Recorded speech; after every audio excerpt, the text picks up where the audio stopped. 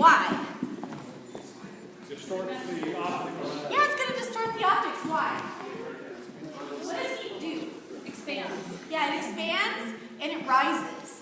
So not only would we have our mirror, or sorry, our lens expanding with the heat in here and not adjusting to the nighttime temperatures. Sorry, that was it. But we also have the heat rising, hitting cool air, and causing condensation on the lens. So we don't want that. And so all telescopes in the world, none of them are heated. Not a single one of them. They have to be properly adjusted to the nighttime temperature. The difference is, modern telescopes, you don't sit in the telescope dome with the telescope. You have an operator room off to the side that's heated and has a coffee pot. It's great. We call what this astronomy was cowboy astronomy. Back when it was, people had to have gall and they had to, be real tough to stick it out. You can only imagine these nights when it's, below zero up in Flagstaff. And Percival Lowell would sit here 6-8 hours observing in the cold. So you guys can handle it for 45 minutes, right? Yeah? Okay. All right, and so that helps our telescope to maintain its optical integrity while we look through it at night. It also means that we don't need to take as much time to adjust to the nighttime temperature if it stays cool in here. The second thing you probably noticed are the tires. Everyone always notices the tires. Now the tires, of course, not original. Originally, when the dome was here, it was on sort of like railroad ties with big ropes, and big strong men would come up here and they would pull the dome around. But they didn't like that. That was physically exhausting, so they said, Percival Lowell, please, you gotta come up with a better way. We gotta have a better way of moving this. So he thought about it, came up with a brilliant idea. They installed troughs, and they put salt water in the troughs because it's got a lower freezing point, and they actually floated the dome on pontoons. And this worked absolutely brilliantly for about a week. And then our signature high winds started kicking up. And now the dome is swaying and creaking, and you can see there's a bit of water damage along the sides here as well. So they drained that pretty quickly. They said, okay, we gotta come up with something. And at that time, Percival Lowell had heard about electric generators being shipped out to the West Coast. Because the West Coast at the time, 1896, 1897, didn't have electricity. That's just something we didn't have out here then. So he actually bought an electric generator. And we were the very first place in Flagstaff to have electricity. Not his home, not any other place on campus. This telescope dome. It's the only thing that had electricity. And so what they did was they put the telescope up on these wrought iron wheels, which are very heavy, so I'm not going to pass them around. So we have these wrought iron wheels that the dome was on top of, and we had a DC motor, meaning it only went one direction. And you can see all the different plugs along the wall here. You would plug in the motor, and the dome would go, ee. Then you'd unplug it. You'd walk to the next plug, plug it in, ee. All the way around. Now, if you passed the object that you wanted to be looking at, you either had to wait for the object to sort of drift into view, or you had to take it all the way back around. One of the two. But that wasn't even the worst part, guys. The worst part is that when people are in this dome, do you think they're excited about the dome or the telescope? The telescope, duh. So they would plug in the dome, and then they come over here. Oh, what kind of eyepiece do I want to use? Oh, I need to unlock this, and they're not paying attention. And pretty soon the dome would and the whole plug would rip out of the wall, sparks would fly up. This whole place is made out of ponderosa pine. Wood in general, flammable.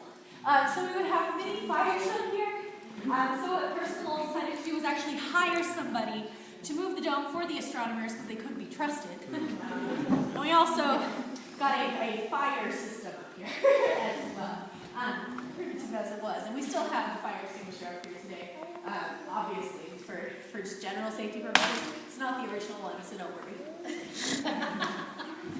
Then, in 1960, Vesto Melvin Slifer, who liked to go by VN, and I would too if my name was Vesto Melvin. VN Slifer, he was our director of our observatory and our head astronomer, and he was retiring. Now, usually when astronomers or heads of these sorts of observatories retire, they leave behind a legacy. And it's usually something like, here's every bit of research I've ever tried to do ever to the younger generation. Have fun. It's totally like, thank you. Great. It's not like I already had other stuff, but okay, thank you. And so they weren't really, super memorable. B.M. Slifer was a very practical man. And he said, no, I'm going to donate something that's practical that people are going to remember. So he donated 24 1954 Ford truck tires. They installed 3 motors. There's one right there, one to the left of the light there, and one right there. Now the tires support the dome system, and because it's a modern motor system, our dome can actually go both directions. And instead of having to plug it in, it's as easy as flipping a switch and pressing a button.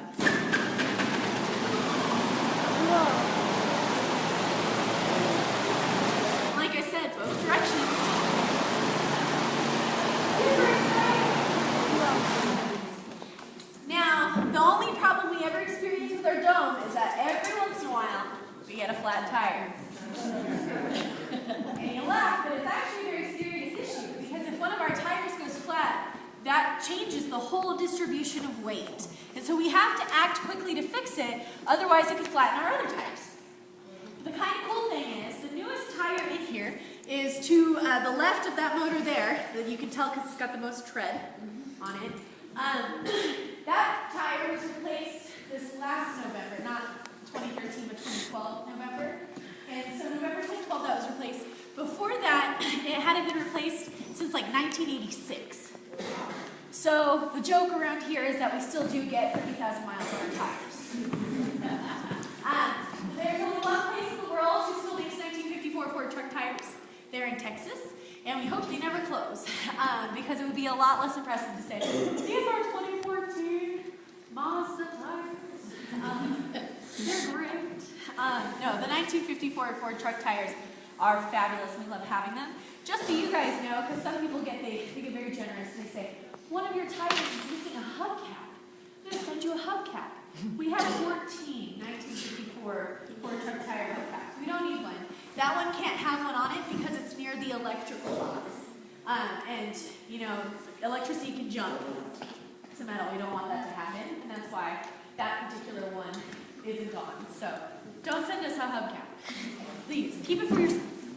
So that's how the dome moves, but how does the telescope move? Modern day telescopes, you can just type into a computer, find Saturn, and it goes, Saturn. Let's ask the Clark telescope to find Saturn for us. On the count of 3, we're going to say, find Saturn. 1, 2, 3. Find Saturn! Control, Alt, Delete. No. There's no computer up here. There's no systems like that. We do everything up here by hand. We unlock our right ascension lock. We unlock our declination lock. Right ascension and declination are the celestial versions of longitude and latitude. Then from there, we support ourselves against the back of our pillar. And yet again, we're restoring this telescope. It never used to be like this. I was told when I first got here, they used to do tours where they would just push it with a finger, and the whole telescope would go, whee! Nowadays, we need some support. It is a 3-ton telescope. So it does take a little bit to get started.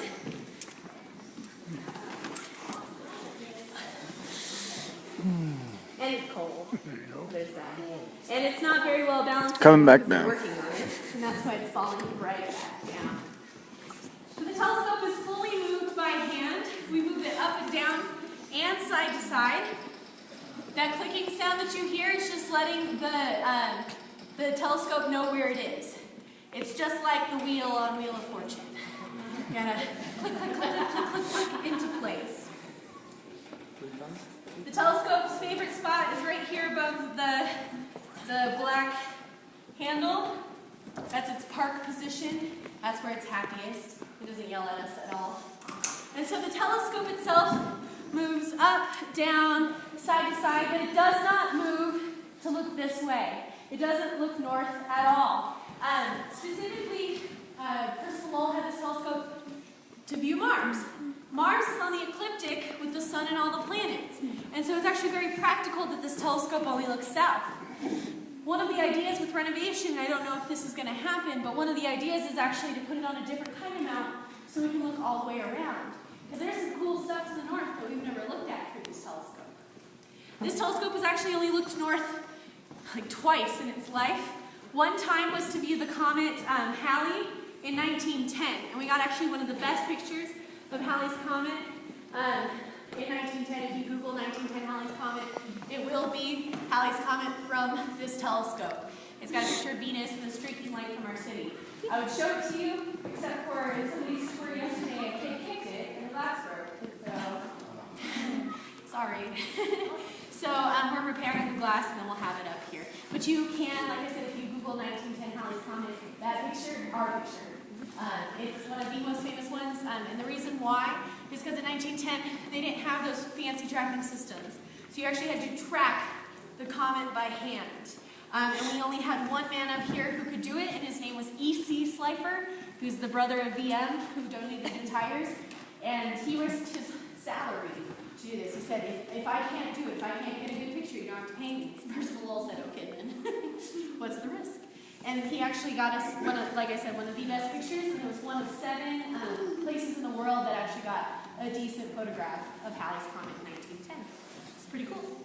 Some other stuff that this telescope did, in 1912 we got a spectrograph up here, which was like the newest of new technologies at the time. And spectrographs work with light, like the Doppler effect works with sound. Anybody ever heard a truck going by them? It goes vroom, like that. That's because sound waves, you have this one sound wave. If I'm coming towards you, the sound waves actually compress and the pitch gets higher. If I'm walking away from you, that same sound wave starts getting pulled out and the pitch gets lower. You won't notice it in this dome, but you would notice it with like a car or a plane or something like that. Same thing happens to light. If light is coming towards you, it gets compressed, gets more excited, and actually shifts into the blue end of our rainbow spectrum. If it's moving away, that light wave stretches out, and it moves into the red end of our rainbow spectrum. So in 1912, V.M. Slifer, remember, donated the tires. He was a young kid at the time, and Percival Lowell charged him with taking a look at these white spiral nebula with this spectrograph and finding out some stuff about it. So he takes a look at them, and he gets these crazy readings that these things are moving away from us 900 times the speed of sound, and they're all, every single one of them is moving away from us. And we're going, how can that be possible? Because the theories at the time were that the galaxy, or the universe as we knew it, it was just the galaxy, the universe was collapsing on itself at the center. Or, as Einstein thought, it was static, it was just standing still.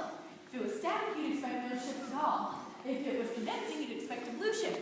But instead we're getting this massive redshift, this massive expansion. And in fact, these things are moving away too fast to actually be in our own galaxy.